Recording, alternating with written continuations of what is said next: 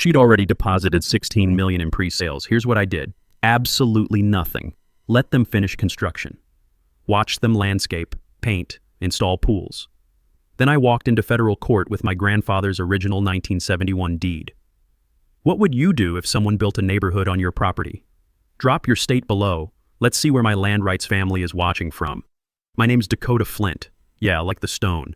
47 years old, structural engineer, divorced.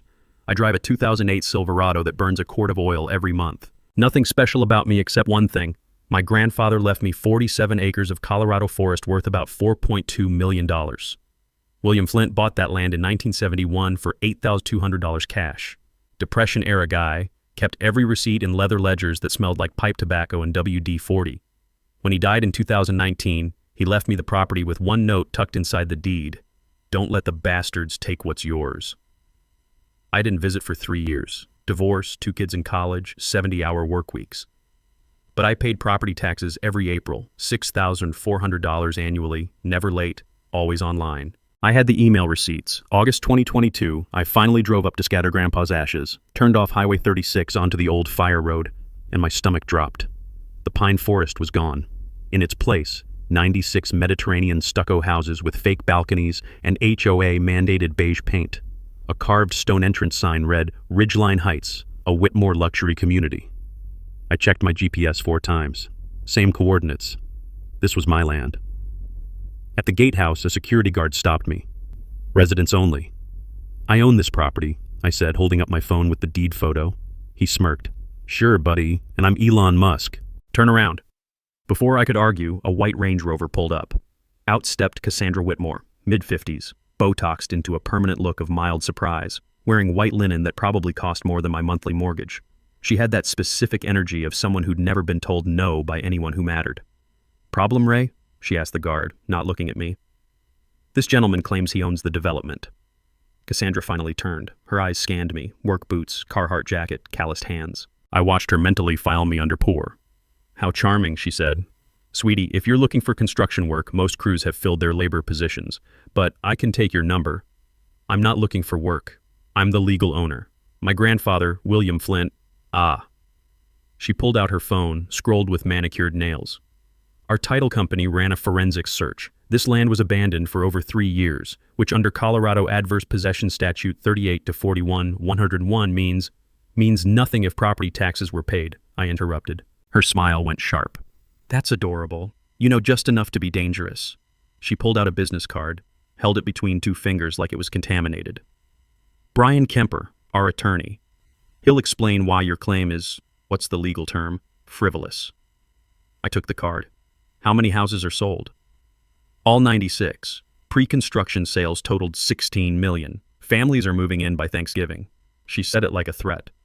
This is a legitimate development, properly permitted through Boulder County. If you continue trespassing, I'll call Sheriff Mitchell personally. We're major contributors to his department's equipment fund. Then she did something that made my blood freeze. She pulled out her phone, snapped my license plate. Just in case you decide to come back and vandalize anything, we have excellent security footage. She leaned closer. And trust me, honey, people like you don't win against people like us. The diesel smell from a nearby excavator mixed with fresh concrete.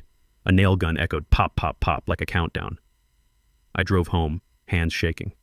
That night, I spread Grandpa's documents across my kitchen table. The 1971 deed, 47 annual tax receipts, survey maps. Cassandra had threatened me, photographed my truck, and implied I was a criminal. She'd also just given me everything I needed to bury her. Monday morning, I called Brian Kemper, Cassandra's attorney. His receptionist had that voice, professionally pleasant in the way dentists are when they're about to tell you that you need a root canal. Mr. Kemper is in depositions all week. Can I take a message? Dakota Flint, about the Ridgeline Heights property. Pause. Oh, yes. Mr. Kemper anticipated your call. He's authorized me to offer a nuisance settlement of $15,000 if you'll sign a quitclaim deed by Friday. $15,000. For $4 million in land. I'd heard about quitclaim deeds from my divorce. That's how my ex got the timeshare in Branson that neither of us wanted. Basically, you're signing away all your rights to something without anyone promising those rights actually exist. It's the legal equivalent of saying, I give up, don't even care if I'm right. My divorce lawyer had told me, never sign one unless you're absolutely sure you're walking away from nothing. Tell Mr. Kemper I'll see him in court, I said, and hung up before she could respond.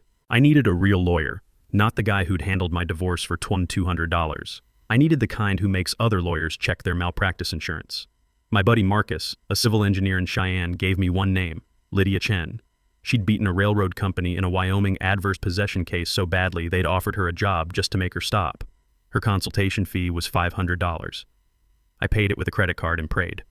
Lydia's office smelled like old leather and lemon furniture polish, the kind of smell that costs money to maintain. She was about 60, gray hair in a tight bun, reading glasses on a beaded chain. She listened to my entire story without interrupting, making notes in handwriting so perfect it looked like a font. When I finished, she set down her pen. "Show me your tax receipts." I pulled out a folder thick enough to hurt someone. Email confirmations, bank statements, county records, every April payment since 2019, plus copies going back to Grandpa's first payment in 1971. She flipped through them, and I watched her mouth twitch into something that might have been a smile on a less controlled face. Colorado adverse possession requires 18 years of open, continuous, hostile possession, and the squatter has to pay property taxes the entire time. If you've been paying, their claim is stillborn. So I get an injunction? Stop construction? You could. She closed the folder. But here's what I'd do instead, and you're going to think I've lost my mind. Let them finish building. I stared at her. What? If you stop construction now, Cassandra's company declares bankruptcy. Your land gets tied up in a 3-year litigation circus with 96 families who bought homes in good faith suing everyone including you. Banks, title companies, insurance companies. It becomes legal whack-a-mole. She leaned forward.